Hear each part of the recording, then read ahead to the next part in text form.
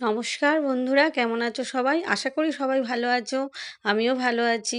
তো আজকে তোমাদেরকে আমি লোটে মাছের রেসিপি করে দেখাবো। সবাই হয়তো কম বেশি ভালো পারো, কিন্তু আমি কিভাবে করি সেইভাবেই করে তোমাদেরকে দেখাবো। তো এই দেখো মশলা কী কী লাগছে: আদা, রসুন, জিরে, ধনে, এগুলো সব লাগছে, কাঁচা লঙ্কা আর একটু সাদা সর্ষে নিয়েছি। আর কালো সর্ষেটা আমার কাছে একটু ছিল না, থাকলে একটু নেওয়া যেত। আর এই যে দেখো লোটে মাছ বড্ড সরু সরু এনেছে, তাই নিয়ে বরকে একটু বললাম যে তুমি আর মাছ পেলে না, এত সরু সরু মাছ এনেছো। একে কম মাছ, তারপরে খুবই সরু সরু মাছগুলো এনেছে, একটু মোটা মোটা আনতে বলেছিলাম, তো ও দেখে দেখে সরু সরুই এনেছে। তো সেই জন্য মাথাটা প্রথমেই গরম হয়ে গিয়েছে, তো আর কি করব, বললো এটাই পেয়েছি বাজারে, আর কি করব।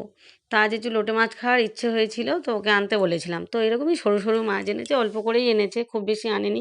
কারণ ও আর বড় মেয়ে, মানে আমার হাজব্যান্ড আর আমার বড় মেয়ে লোটে মাছটা পছন্দ করে না। আমি আর আমার ছোটো মেয়ে লোটে মাছটা খাই, ভালোবাসি খুব। ওদের জন্য আবার আলাদা ব্যবস্থা করতে হবে, ডাল করতে হবে, মাছ ভাজা করতে হবে। তো লোটে মাছটা ওরা দুজনে খায় না, মানে বড় মেয়েও একদমই মুখে দেয় না, আর ওর বাবা তো একদমই না। তো এই দেখো বন্ধুরা, এর মধ্যে আমি রসুনটাকে প্রথমে একটু মানে প্রথমে পেঁয়াজটাকে কুচি করে করে নিয়ে তার সঙ্গে কয়েকটা কাঁচা লঙ্কা চিড়ে আমি সর্ষের তেলের মধ্যে এই যে পেঁয়াজটাকে আমি লাল লাল করে ভেজে নেব। আর তার আগে মাছগুলোকে আমি একটু হলুদ আর লবণ মাখিয়ে কিছুক্ষণ রেখে দিয়েছি। হলুদ আর লবণটা মাখিয়ে বেশ অনেকক্ষণ রেখে দিয়েছি।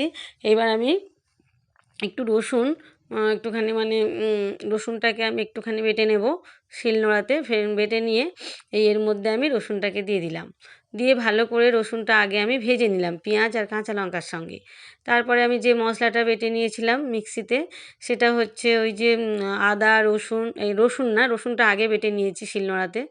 আর আদা, জিরে, ধনে আর হলুদ সর্ষে আমি কয়েকটা কাঁচা লঙ্কা আমি মিক্সিতে পেস্ট করে নিয়েছিলাম। তার থেকে কয়েক মানে 2 থেকে 3 চামচ মতো আমি আন্দাজে এর মধ্যে দিয়ে দিলাম। দিয়ে একটু হলুদ গুঁড়ো দিলাম, একটু লঙ্কার গুঁড়ো দিলাম, একটু সর্ষের তেল কম মনে হচ্ছিলো আর একটু দিলাম। দিয়ে ভালো করে মশলাটাকে কষিয়ে নিলাম। দেখো বন্ধুরা, বেশ অনেকক্ষণ ধরে মশলাটাকে কষিয়ে নিলাম। বেশ তেলটা যখন ছেড়ে উপরে উঠে আসবে তখনই আমি বুঝবো যে আমার পুরো কষানো হয়ে গেছে। এই যে ভালো করে কষিয়ে নিলাম। নিয়ে এইবার আমি হচ্ছে ওই যে লোটে মাছটা আর লবণটাও দিয়ে দিলাম পরিমাণ মতো। আর এতে কিন্তু আমি চিনি দিই না, তোমরা চাইলে একটু চিনি সামান্য দিতে পারো, আমি কিন্তু লোটে মাছে চিনি ব্যবহার করি না। আর আরেকটা জিনিস বন্ধুরা আমার দেওয়া হয়নি, সেটা দিলে খুবই ভালো হতো, একটু টমেটো পেস্ট দিলে ভালো হতো। তো সেটা আমার কাছে ছিল না বলে আমি দিতে পারিনি। আর এই যে দেখো বন্ধুরা, এই যে মাছটা যেটা আমি হলুদ লবণ মাখিয়ে রেখেছিলাম, মাছটা এর মধ্যে দিয়ে দিলাম। এই মশলা কষানো সময় এই যে দিয়ে দিলাম। তো বন্ধুরা, একটা মাছও কিন্তু আমার ভাঙবে না, প্রত্যেকটা মাছ কিন্তু গোটা থাকবে। দেখো এইভাবে করলে তোমাদেরও কিন্তু প্রত্যেকটা মাছ গোটা থাকবে, কোনো মাছই কিন্তু ভাঙবে না। তো দেখো অনেকক্ষণ ধরে এটাকে কষিয়ে নিলাম, নিয়ে এবার সামান্য একটু জল দিয়ে এটাকে আমি ঢেকে রেখে দেবো। আমি কিন্তু আর একদমই নাড়াচাড়া বেশি করব না। এইবার আমি দেখো বন্ধুরা, আমি সামান্য কিন্তু জল দিয়েছি, বেশি জল কিন্তু দিইনি। বেশি জল দিলে কিন্তু ঝোল ঝোল হয়ে গেলে খেতে ভালো লাগবে না, এটা একদমই একদমই গামাখা করা হয়। তো এই যে আমি এটাকে পুরো একদম ঢেকে এই কিছুক্ষণ মতো, সামান্য কিছুক্ষণ মতো আমি ফুটিয়ে নিলাম। তো দেখলাম যে দেখো এরকম হয়েছে। তো আরেকটু আমি এর সাথে আরেকটু মানে ঝোলটাকে মানে যে গ্রেভিটা রয়েছে এটাকেও আমি একদম মেরে দেবো, দিয়ে একদম কষা কষা করে নেব। এই যে ধনেপাতাটা আমি এর উপরে দিলাম, দিয়ে এবার আমি হালকা করে না মানে হালকা করে নেড়ে দেবো, যাতে কোনো মাছ না ভাঙে। হালকা করে একটু উল্টে পাল্টে দেবো, দিলে মোটামুটি আমার সব দিকে সেদ্ধ তো হয়েই যাবে, প্লাস আমার একটাও ভাঙবে না। দেখো এই যে আমার রান্নাটা প্রায় হয়ে গেছে। এই যে দেখো কি একটা মাছও ভাঙেনি, প্রত্যেকটা মাছ গোটা আছে।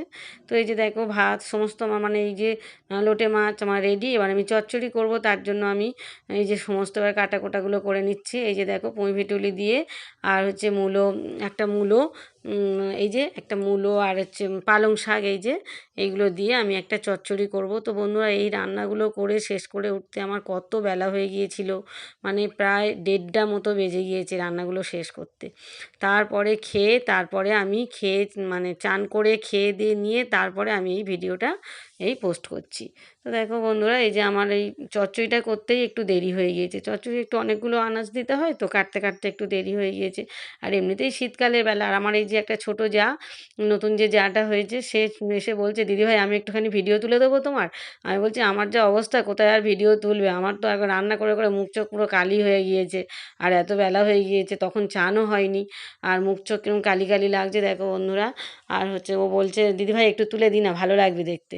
তুমি যে রান্না করছো সেটা একটু দেখাও।" তো আমি বলি, "ঠিক আছে, তুমি যখন তুলতে চাইছো তাহলে তোলো।" তো এই যে আমি পালং শাক কাটছি, ও তখন তুলেছে। আর এই যে দেখো বন্ধুরা, এই যে আমুদে মাছ এনেছিল চচ্চড়িতে দেওয়ার জন্য। আমুদে মাছ আবার ভাজা খেতেও আমার হাসব্যান্ড খুব ভালোবাসে, আমার বড় মেয়েও ভালোবাসে। ওরা ডাল দিয়ে এই আমুদে মাছ ভাজা খাবে, ওরা কিন্তু লোটে মাছ একদমই পাতে নেবে না। তো এই যে দেখো, এই যে আমুদে মাছগুলো বেশ ভালো করে, বেশ লাল লাল করে ভেজে নিলাম ডাল দিয়ে খাবে বলে। আর অর্ধেকটা ভেজে মানে ভাজা রেখে দিয়েছি, আর অর্ধেকটা হচ্ছে আমি চচ্চড়িতে দিয়েছি। তো দেখো বন্ধুরা, এই মানে ভাজা মাছটা খেতে আমারও অবশ্য ভালো লাগে। এই মাছে অনেকে ঝালও করে, কিন্তু আমার মানে কর্তা আর আমার হচ্ছে আমার বড় মেয়ে, এরা হচ্ছে ভাজা খেতে ভালোবাসে। তো বন্ধুরা, সবাই ভালো থেকো, টাটা।